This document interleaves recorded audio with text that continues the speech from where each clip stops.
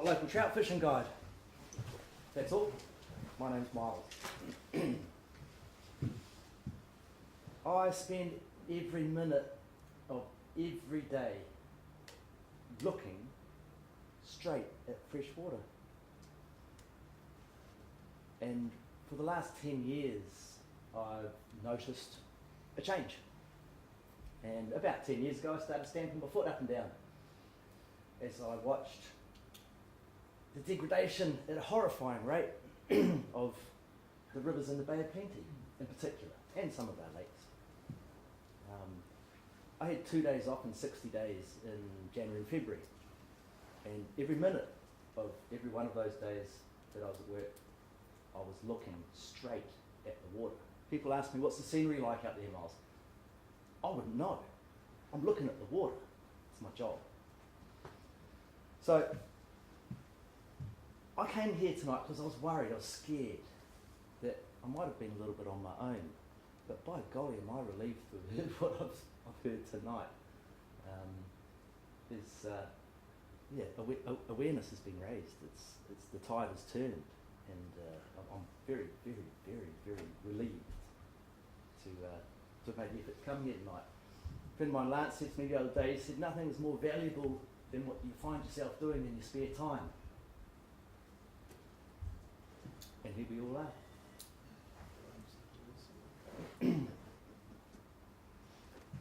Really, to be honest, most of the points that I was going to cover have been, were from a place where I was a bit scared, but I'm not anymore. I think that the future's looking a lot brighter from what I've heard, so I'm happy. But there's a couple of points that I'll make, and really the angle that I'm coming from is, I don't believe everything I read, I don't believe everything that I hear, but I do believe my own eyes, and they don't lie to me. And most of what I've seen comes from the rapaciousness of one company in particular, and that is Fonterra. And it's very, very disappointing to see what they are doing to our environment to generate profit. A multinational corporate company raping New Zealand's environment for personal profit. And really all they're doing is taking the lowest grade product you can get out of a dairy cow in massive volumes to feed China at profit. I don't quite understand that. The business model's obviously flawed. That's all been covered beautifully, far better than I ever could. But that's what I'm seeing. That's I believe my own eyes. That's what I see. To the extent that if tomorrow New Zealand had to make a decision to accept 250,000 refugees from any country in the world and release them into a pastoral environment, let them go free, with pretty much zero waste management plan whatsoever, I have a sneaky feeling that New Zealand would vote against it. This particular company snuck 60 million refugees into our country and turned them loose into that environment with pretty much zero waste management plan whatsoever. They're also bloody well fed. So I sort of scratch my head and go, well, how's this been allowed to happen? It worries me. The same companies carried out a propaganda campaign, is probably the words that I'd use, that have sort of unscrupulously targeted our children. That makes me angry. They're using our sporting heroes, or should I say ex-sporting heroes, to lull them into an acceptance that they're okay operating in this country. Talk about being put out to pasture, Richie. This act in itself reeks of a mercilessness that's quite simply repugnant to me. Here, have some free milk while we shit in your nest. It's not on. It's not our future. I'd like to see it disappear. But it isn't going to disappear. the same company turns around to New Zealand and says, but we're fencing the streams off. I climb over those fences every day. I ask the good farmers if I can cross their property to climb over them. And I feel sorry for those farmers, I really do. But what I've noticed is that if you fence off a vein, there's still 200, sorry, if you fence off a main artery, there's still 200 veins feeding that artery. And maybe 200,000 capillaries feeding that vein. So, what's a fence actually doing? I can piss through a cow fence.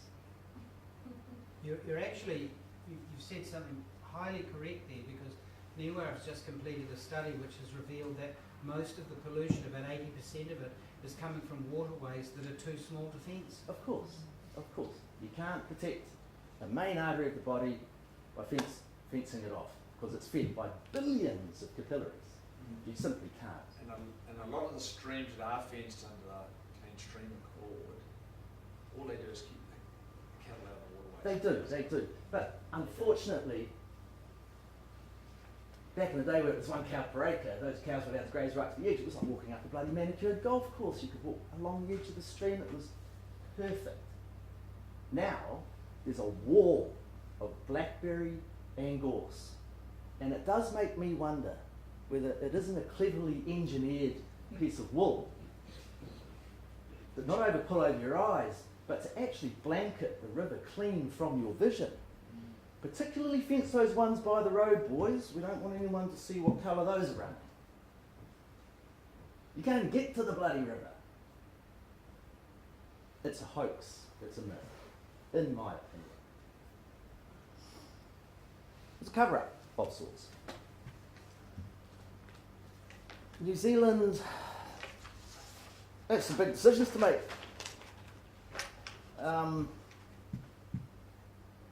Water.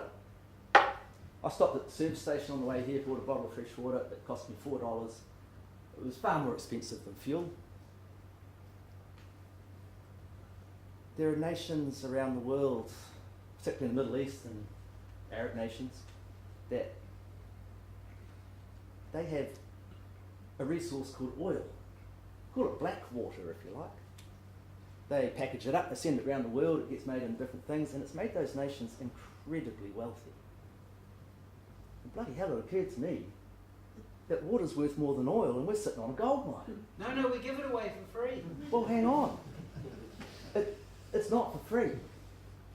I think it's a $2 consent. I think it's about 1 cent a litre in some places and 3 in others.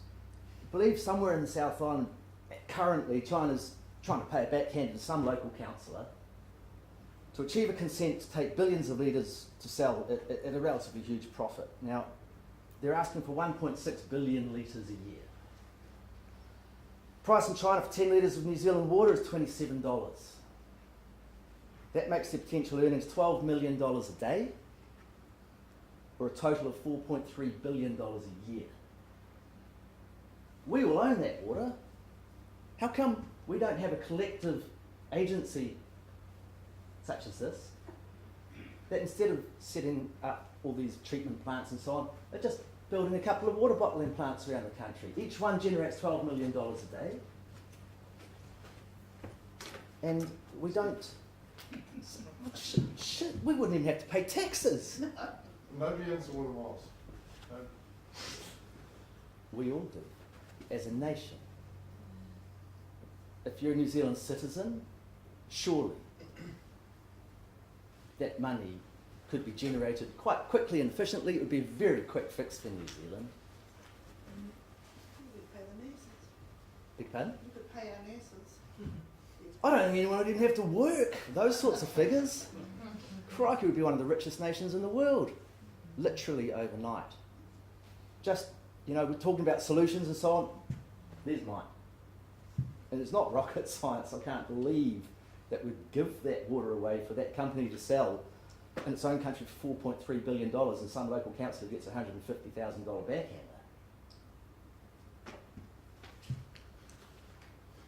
I'm not all about having a whinge about it. I'd like to see a solution, and that's the best one that I could possibly dream up. And I don't think it's unrealistic. Good point. I think I've just about covered it because everything else really has been covered and has made me very, very happy. That's a really good idea, Miles. Thank you. That is a really, really good It would idea. change New Zealand in a flash. Tell Michael Cullen real quick. Mike, water is people are losing their water, they haven't got it. And That's right. they're using it to sell oil in the form of plastic bottles, which is another issue altogether. Yes, well, there you turn every single dairy farm into a hemp farm that produces bioplastics. Yes. Bang, done. Well, down the line.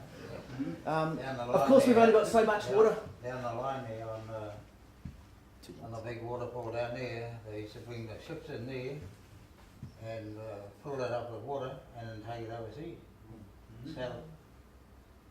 Yep. You buy water because you need it. You could damn you put any price you like on it, which brings me to my last sort of closing statement that New Zealand its future should be all about quality, not quantity. Yes. Okay? Not massive amounts of milk powder at all. Not mass tourism at all. I take a maximum of 2 people a day charging $1,000. Okay? That's the way forwards. And it would be the same with our water if I had it my How do you way. become a trout guide? Do a They lot of don't pay walking. water scientists. A That's lot of all. walking. And you hope the water's wadeable, at least. You know, a senator of Washington DC was fishing with me the other day. He comes out every year to fish just with me.